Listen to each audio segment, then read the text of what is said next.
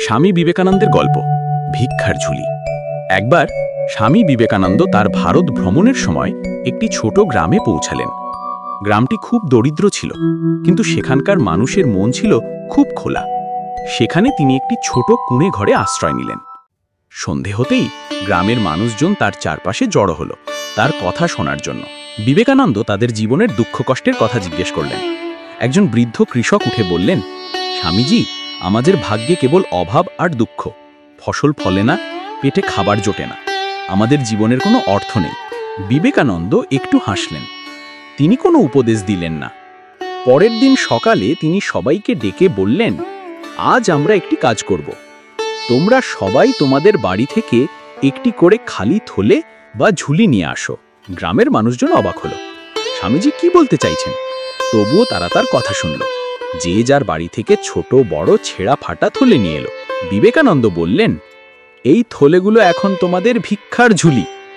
তোমরা সবাই এই ঝুলি নিয়ে গ্রাম থেকে বেরো, কিন্তু কোনো বাড়িতে ভিক্ষা করতে যেও না। তোমরা যাও পাশের গ্রামের সেই ধনী জমিদারের কাছে, তার কাছে কিছু চাইবে না। শুধু গিয়ে বলো, আমরা আপনার কাছে এসেছি কারণ আপনার মহত্বের কথা শুনেছি। আমরা কেবল আপনার মুখের কথা শুনতে এসেছি, তারপর ফিরে এসো। গ্রামের মানুষজন হতভম্ব। তারা ভয়ে ভয়ে জমিদার বাড়ির দিকে যাত্রা করল।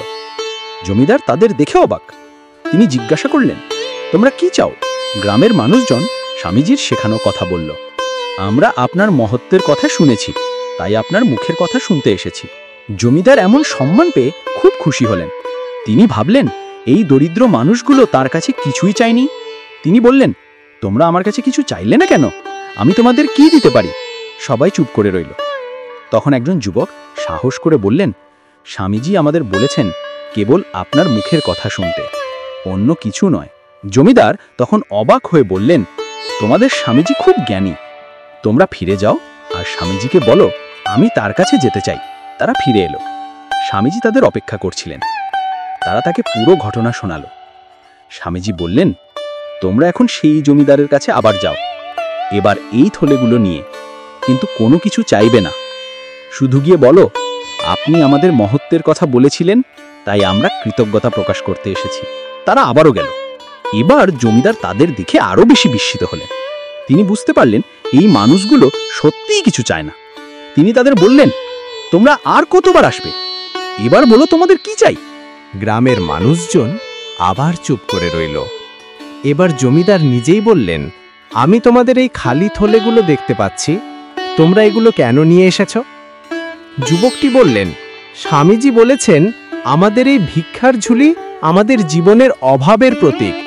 আমরা যখন মানুষের কাছে কিছু চাই তখন আমরা নিজেদের ছোট করে ফেলি, কিন্তু যখন আমরা কিছু না চেয়েই তাদের কাছে যাই তখন তারা নিজেরাই আমাদের সবকিছু দিতে চায়। জমিদার মুগ্ধ হয়ে বললেন, আমি বুঝতে পেরেছি, তোমাদের স্বামীজি আমাকে একটি বড় শিক্ষা দিয়েছেন। তিনি তাদের থলেগুলো ভরে দিলেন ধান, চাল, শস্য এবং টাকা দিয়ে। গ্রামের মানুষজন আনন্দে আত্মহারা হয়ে ফিরে এলো। তাদের খালি থলিগুলো এখন ভরে গেছে। স্বামীজি তাদের বললেন, তোমরা এখন নিজের দিকে তাকাও। তোমরা আর ভিক্ষুক নও, তোমরা আজ নিজেরাই নিজেদের ভাগ্য পরিবর্তন করেছ। তোমরা তোমাদের আত্মসম্মান খুঁজে পেয়েছ। এই গল্পের মাধ্যমে আমি তোমাদের এটাই শেখাতে চেয়েছিলাম যে ভিক্ষার ঝুলি নিয়ে হাত পাতলে তা কখনো ভরে না। আত্মসম্মান নিয়ে বাঁচলে মানুষ নিজেই তোমার কাছে সবকিছু তুলে দেবে। এই গল্প থেকে আমরা শিখতে পারি যে আমরা যদি আত্মসম্মান বজায় রেখে কাজ করি আর মানুষের কাছে শুধুমাত্র ভালোবাসা আর শ্রদ্ধা নিয়ে যাই, তাহলে আমাদের জীবন অভাব মুক্ত হতে পারে। আর তখন আমাদের ভিক্ষার ঝুলি আর খালি থাকে না, তা ভরে ওঠে সম্মান আর সফলতায়।